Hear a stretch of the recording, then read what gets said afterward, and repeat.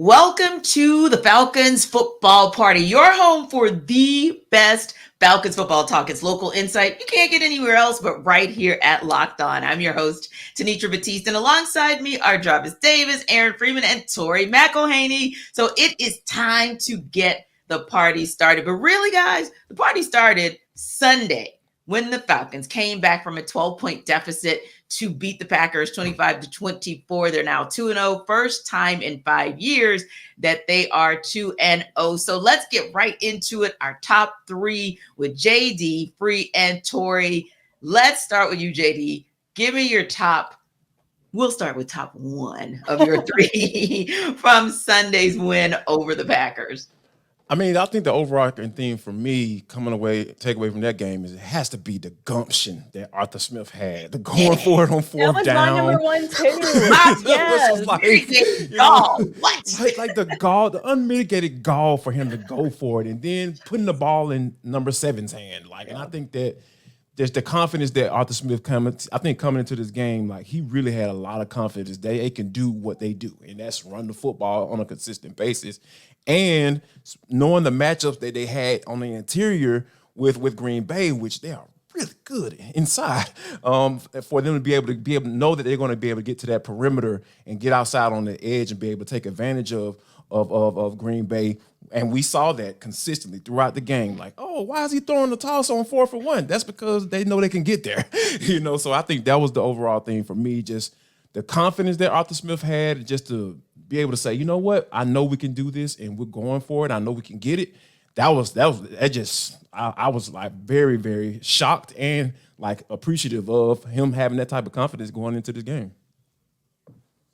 I think it's fun too because talking about the words confidence, conviction, belief, trust, those were all things that came up. I know y'all were in there, but those were all things that came up in his post-game press conference where he's talking about I believed in the play call and I trust in the players to go execute it. And it's sometimes it's just as simple as that. And I think it spoke a lot about not only the trust that he had in the players, but the trust that the players had back towards him. Because that was something that Bijan Robinson talked about. It's something that Jake Matthews talked about in the locker room, that trust and belief was going two ways in that moment. Yeah, I don't have anything else to add.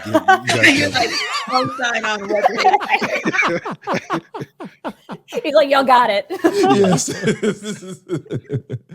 But I think I got to get to each of you guys to get you to the end. But yeah, I definitely am co-signing as well because there are a couple things too, and I know you guys can agree. A year ago, if the Falcons had been down 12 points, we probably would have thought it was a wrap going into the fourth quarter. A year ago, the Falcons could have been up by 12, and we were probably going to be shaking in our boots oh yeah, they're coming back. They're coming back. Whatever that other team is, kind of insert. But I didn't get that sense this year. Yesterday, I got the sense even in the fourth quarter, somehow, some way, play calling, actual playmaking, all of it was going to come together and this was going to be a win. So I definitely think you guys are onto something because like you said, Tori, it speaks to the confidence, it speaks to the belief, it speaks to the trust. I mean, you literally said, okay, I'm going to move Jake Matthews over here because this is what we're about to do. And I'm sure you guys know with the movement and this setup I have here, I'm sure you know this play call, we're going to do it anyway. And we're going to actually make it work. And it actually did. So yeah, that's definitely we're all in agreement with that being that top one. What's your next one? Well, for me, it is about what you just talked about, Tenitra. It's the ability to finish. As you can see on my whiteboard, I'm running out of ways to talk about the Falcons' ability to finish games and whatnot. So I don't know if they keep doing this, I'll just have to keep reusing different ways to talk about it. But that's been the big difference for this Falcon team this year compared to previous years, where you just spoke on it, where it's yeah, the Falcons have built unfortunately a reputation for not being a team that finishes games well. Now that's changed a lot under Arthur Smith. There's been a lot of games where they've been in sort of one possession games the last couple of years and they've managed to win a bunch of those games. But it is one of those things where it just feels like this team in particular is just so much better in the fourth quarter than they are in the first three quarters. And sometimes you wish that they wouldn't be in that position going into the fourth quarter where they need to come back, 12 points and whatnot. But the fact that, I saw some stats earlier today where it's if you look at Desmond Ritter's passer rating in the fourth quarter, it's almost 120. Like the defense has basically been getting pretty much has not given up a third down, maybe 2 third downs on 10 tries in the fourth quarter. They've outgained their opponents 244 yards to 56 yards. They've outscored their opponents 27 points to 0 points. Yeah. Right. It's just all those things that this team just becomes like this juggernaut in the fourth quarter. And that has been such a welcome change from previous seasons and previous teams. And I think like to add to that, like we've always been kind of used to how the Falcons have done. Like they're one aspect. We always talk about the big three, right? The special teams, defense, offense. And it seems like they could never get all those phases of the game on the same page. But when you see the 3 consecutive 3 and outs, the offense, even though they didn't necessarily finish how you would like to get 6, but they able to put points on the board and continue to kind of keep chopping away at that lead in the second half of that game. So you just see it how all 3 phases were working together, and making sure they were actually coming together and to be able to accomplish something that, like I said, we're not used to seeing. And it was almost kind of weird because when that ball went through that upright, and I was just like, all right, now, how they gonna put some pressure on Jordan Love? Because that dude's been really comfortable. He was back there cooking breakfast and eggs and reading the newspaper, for a good portion of the game. So I think that, but when time came to make plays and step up, it was kind of like the overarching theme for this game. And this is another takeaway as well. I think that when you think about the way Desmond Ridder played in that fourth quarter versus Jordan Love, I know Jordan Love's final numbers were pretty doggone good, but Desmond Ridder outplayed. I feel like Desmond Ridder outplayed Jordan Love in that fourth quarter of that game. Yeah, well, I mean, even Arthur Smith said like Desmond Ridder is at his best in those situational football moments. I mean, that's what he said after the game, and I think like we've seen Des really turn into a true gamer when you get into those moments where it's like hit or miss, man. And in those moments, he's not missing a lot of things. He's pretty clean when it really comes down to those moments where it's like you have to be. Yeah.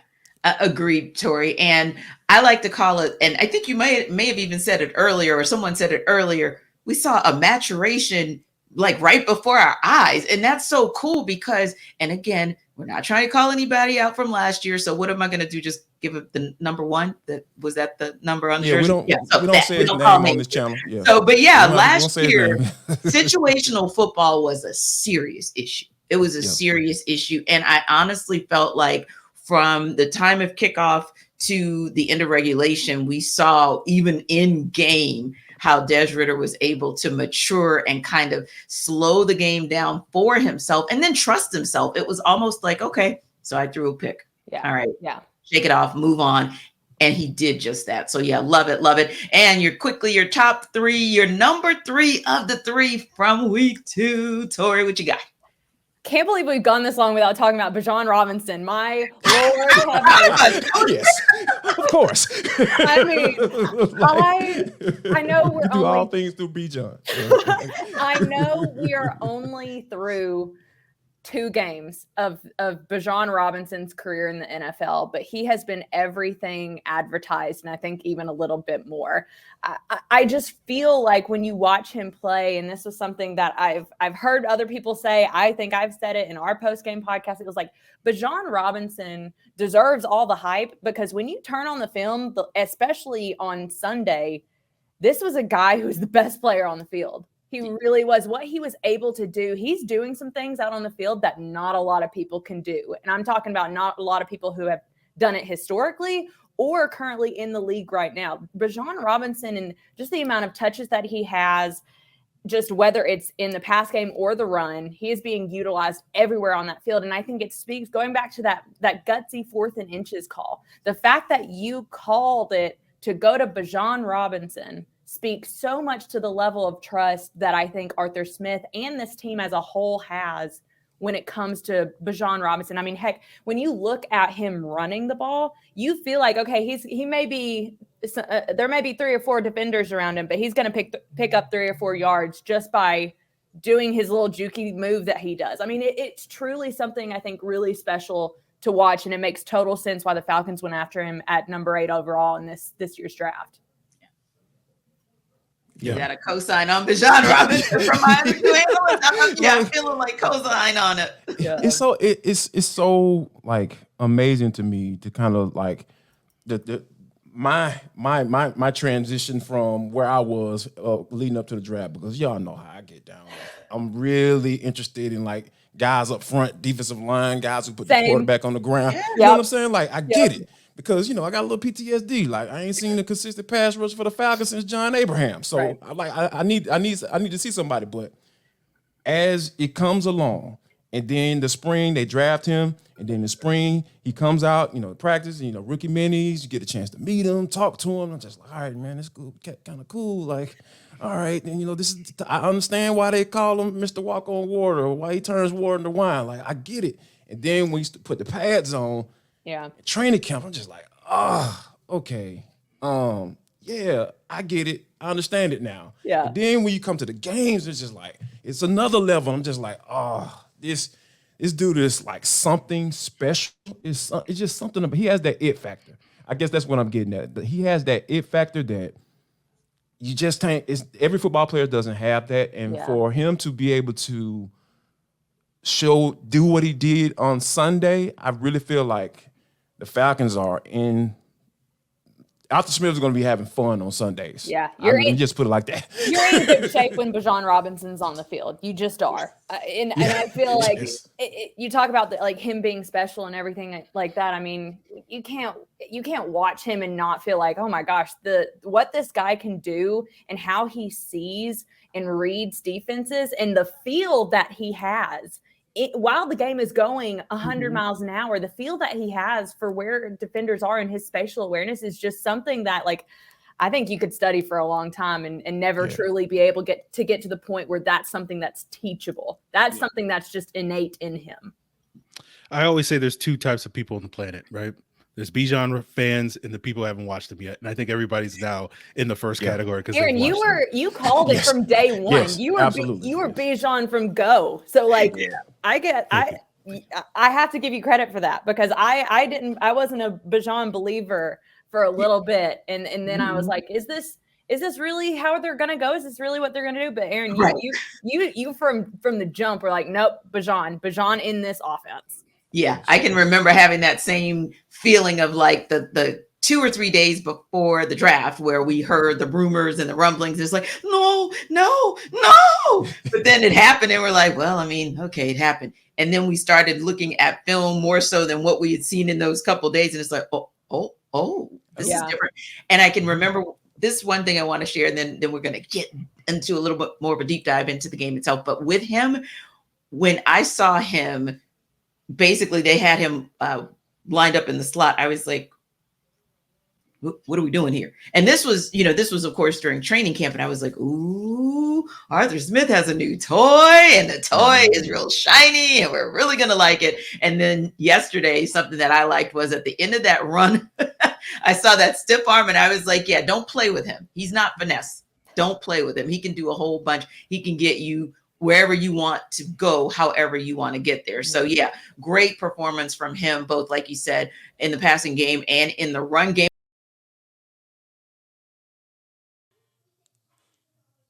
This episode of the Falcons Football Party is brought to you by FanDuel Sportsbook. Snap into the action this NFL season with FanDuel, America's #1 sportsbook. Yes, the #1 sportsbook in America. You heard that right.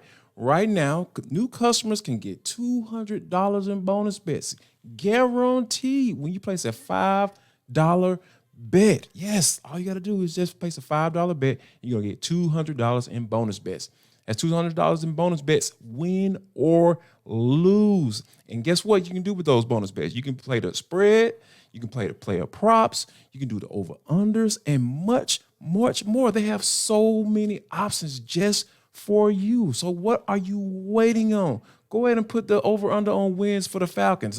I'm betting the over right now. I promise you that. So visit FanDuel.com/lockedon and kick off the NFL season. FanDuel is the official sportsbook betting partner of the NFL. There were a lot of goods that we can take away from that. So guys, let's get into it. Let's deep dive and kind of talk and break this down from the perspective of, as I like to call it, the good, the bad, and the ugly. Let's talk offense first. Let's get into what you guys saw that you loved, what you saw that you were like, and what you saw like, hell no, I don't want to see that again this season. Ooh. Okay, I'll go first. I love that Arthur Smith threw the ball to Drake London the very first game, Yes. or very first play of the game offensively. Yes. I loved it because it was really and truly like a hey, fantasy football owners, everything that I said last week, like whatever, I'm giving it to Drake. But that's a joke in and of itself. But for the offense specifically, the fact that you were able to use guys like Jonnu Smith a bit more. Let's talk about Mac Hollins, his redemption arc. We're not going to talk about honestly, the bad for me was the touchdown. Yeah, Bad for the offense, or bad maybe for officiating, but I'm not going to speak on the validity of the call. I've seen the transcript as to why they did what they did.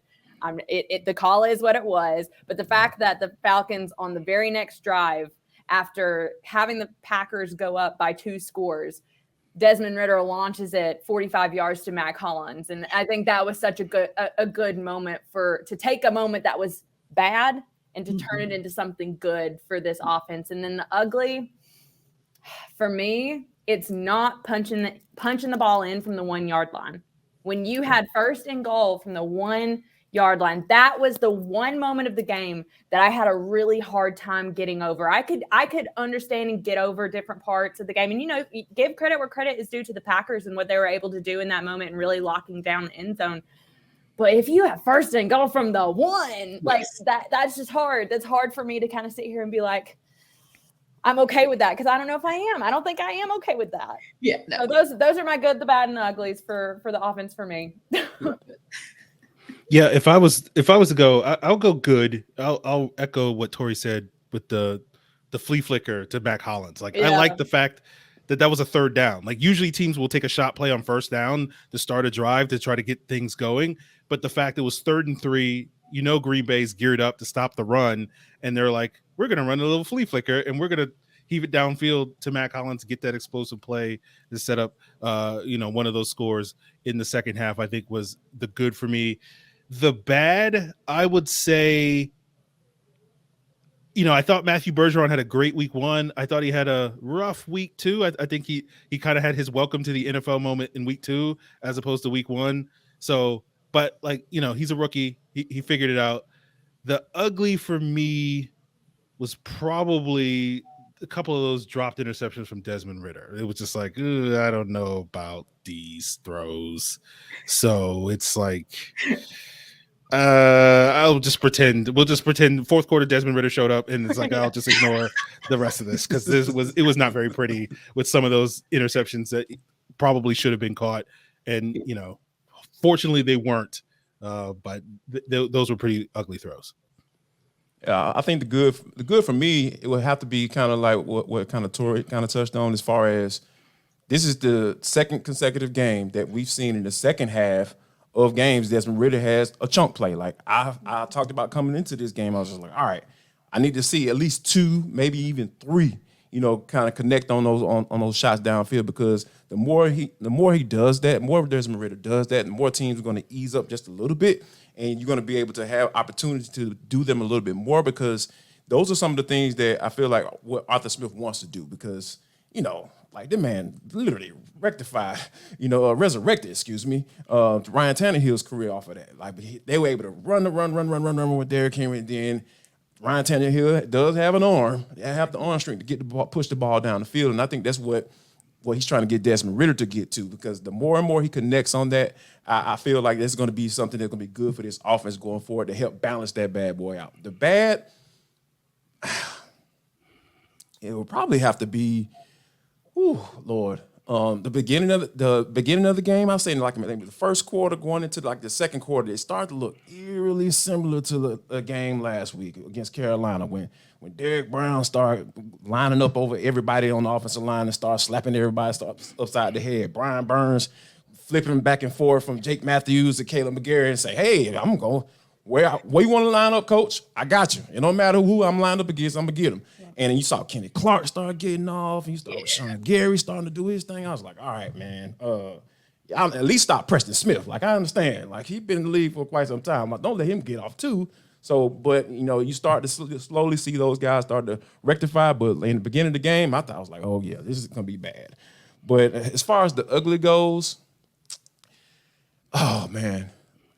Kyle Pitts, like, we ain't gonna get him the rock. Like, what are we doing? Like, I'm sitting up here trying to look at the film. I was like, okay, now why did he not get him the ball? Okay, like, what's going on? Is he not running his routes? Or is Desmond really? It seemed like only time they really get the ball to Kyle Pitts is when the play breaks down or Desmond really kind of rolls out and kind of finds him and kind of dumps it off to him. I was like, why can't they get him in the flow of the offense? Like he did it for Drake. Drake did it, got it. Why he can't do it for Kyle? So I think just that's the ugly part for me. Just the continuation of like why Kyle Pitts can't get the rock. Like that'll be the ugly for me. Gotcha. And this will be a small one as far as the good goes, but it was good to see that.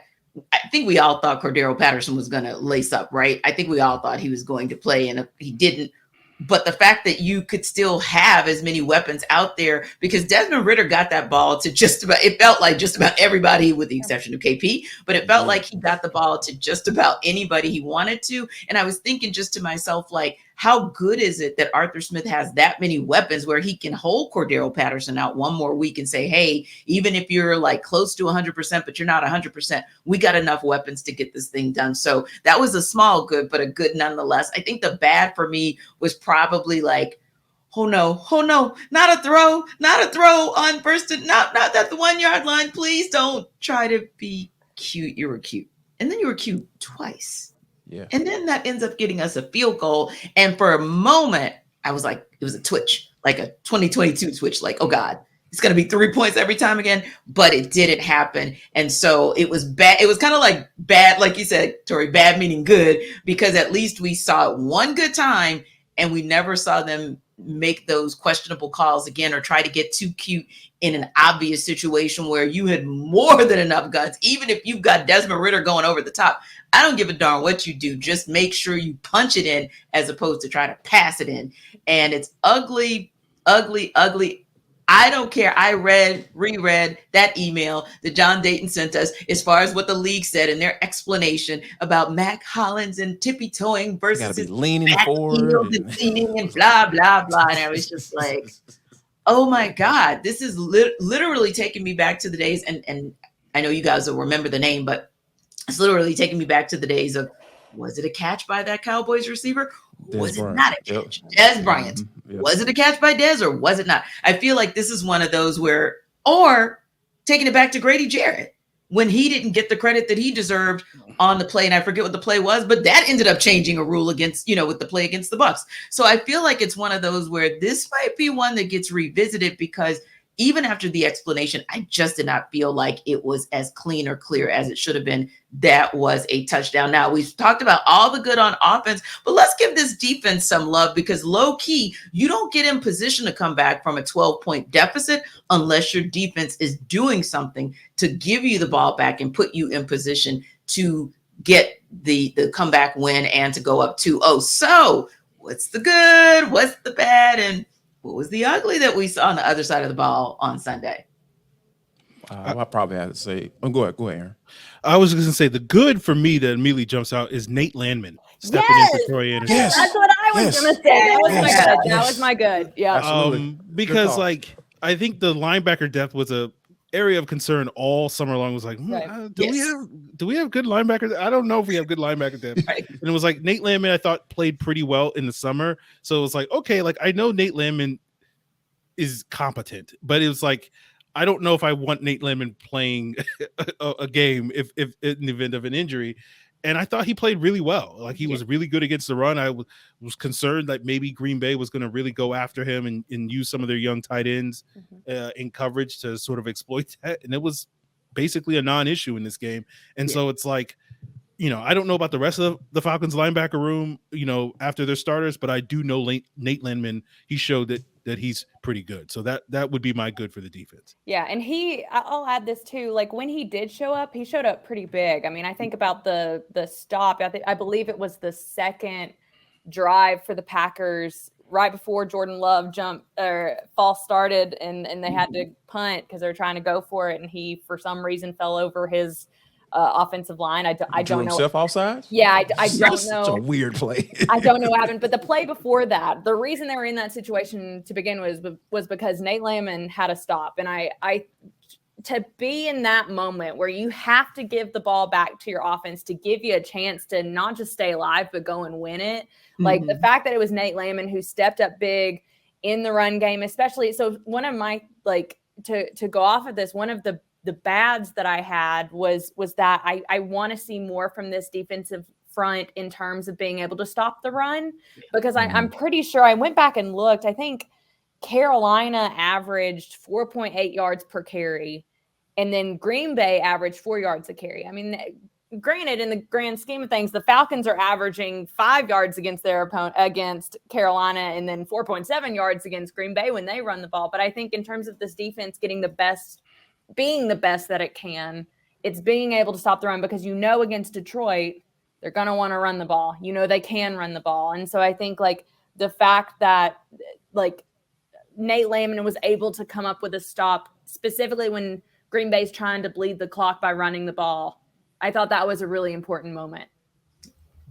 Yeah, I'm going to agree with you all on all of that, because I was actually getting a chance watching the game a little bit earlier, and just to be able to see how Nate Landman was just able to fill those gaps. I was just like, man, I understand why. This is the beauty of this regime, right? Because even though I might disagree sometimes with the personnel choosings, of their choosing, but I think once those guys hit the field, though, there are some guys that you feel like, and you look at them on Sundays, and at the end of the game, you say, I understand. I get it. It makes sense. And Nate Landman, that makes sense. Nate Landman is one of those guys. And I was just like, wow. Because, for them to be able to, cut Michael Walker, very early, and it just kind of goes to show the type of confidence. We talk about trust and confidence, right? That's the theme, and that they have in the guys that they choose. It's just a really smooth, real cool type of thing they got going on with this personnel department, for them to be able to plug and play guys. And we're not even mentioning that, oh man, Troy Anderson didn't play this week. All right, cool. Troy Anderson ain't playing this week. All right, cool. Oh, yeah. Nate, go do your thing. And that's a beautiful thing to see. Yeah. And for me, agreeing with you guys and just saying, we're always talking about the importance of hashtag pass rush matters or hashtag getting home matters. Hey, Caden Ellis, nice to see you enter the chat. So I'm going to give Caden Ellis my good for yesterday. Now, what about our bad on the defense? I think you guys definitely talked a little bit about that. So if anybody has any other bad or ugly that you want to chime in on, hey, get it in there. Well, I'll say this, because I know we're going to move on to the next. What do we want to see sort of next? And so I guess for me, my bad would be Trey Flowers. I'm like, this was a little rough game for Trey Flowers. And so, when it comes to what's next for the Falcons, I'm like, when's Jeff Okudah coming back? That's kind of where I'm at. So I think we're all there. He's one of the 7 who wasn't active yesterday that we were like, ooh, well, next week, maybe, possibly, definitely are going to need that against the Lions. Speaking of, this might be a tougher test, if you will. And we know what the Lions looked like yesterday, but we also know what the Lions looked like in week 1. So it'll be interesting to kind of see what that test is as the Falcons go on the road for the first time this season. And listen, your who got next can be whatever you want it to be. That can be a look ahead to the opponent. And if you see one important key to the game, or who's that next guy who you feel needs to step up, or who's the next factor, as in the X factor, against the Lions, so that the Falcons will have a 3-0 record, and we can come back here next Monday talking about a win.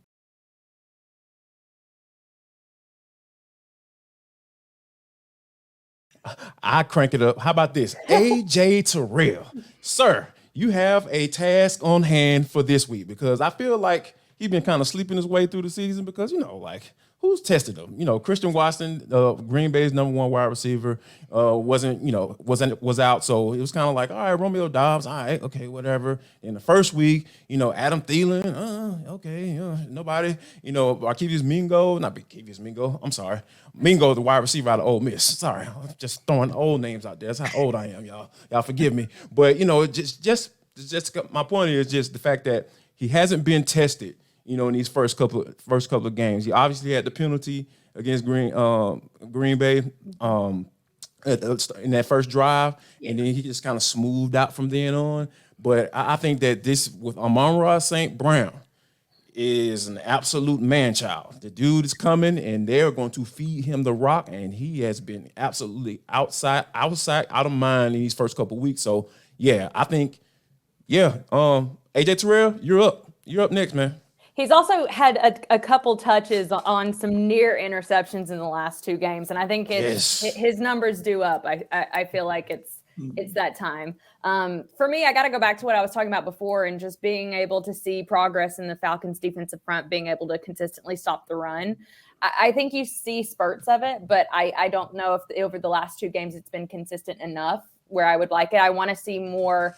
Also, I want to see more just like general pressure from the interior of this defensive line. I think we've seen a lot of blitz packages that have worked for the Falcons, considering the fact that Troy Anderson and Caden Ellis both have sacks, and I think that's really important. But I want to see just some one-on-one matchups where this defensive front is kind of getting to the quarterback, and I think there are some good opportunities potentially coming up against Detroit, where you would want to see progress made with this defensive front kind of being a bit more of a problem at the line of scrimmage, whether that is just kind of winning their one-on-one matchups against the offensive linemen, or just making it a point to stop the run and making it obvious that this is something that they said, you know what, maybe in the first 2 weeks we weren't doing that at the clip that we wanted to. And now against Detroit, when you have Jahmyr Gibbs, this is going to be the Jahmyr Gibbs, Bijan Robinson show if neither of these defensive fronts stop that. So I think for the Falcons specifically,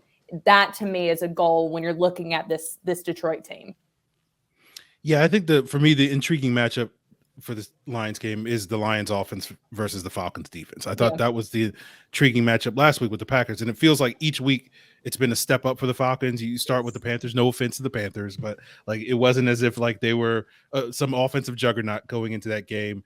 And then the Packers are just a level up there, and I feel like the Lions are another step up in the direction. And you're not going to have the home crowd behind you this week as well, which I think, shout out to the home fans for getting behind the team, especially late in the games. So like, I think this is going to be a real great litmus test to see where this defense is at. We know that they're much, much better than the defenses the Falcons have fielded for the last 12 years, it seems like at this point now. At least. So like, I think this Lions team presents a lot of challenges. One of the better offensive lines of football, Amon-Ra St. Brown. Jared Goff is certainly a very competent quarterback. You have a very good play caller in Ben Johnson in Detroit. Jahmyr Gibbs, another dynamic weapon that you're going to have to deal with. So I think, this Lions offense checks a lot of boxes that could challenge this Falcons defense, and I'm curious to see if they answer the challenge. Indeed. So it's going to be interesting to see, because I think we all agree that this is the challenge, that next level challenge for the Falcons to really prove what they can do, especially on the road. And yeah, I've been covering Jahmyr Gibbs since high school, and Jahmyr Gibbs is the absolute truth. So I cannot wait to see mano a mano Gibbs versus Robinson next week. But listen, we appreciate you guys stopping by our inaugural Falcons football party. For Tori, JD, and Aaron, I am Tenitra. And guys, make sure you tell a friend about us to come back next week for the Falcons football party.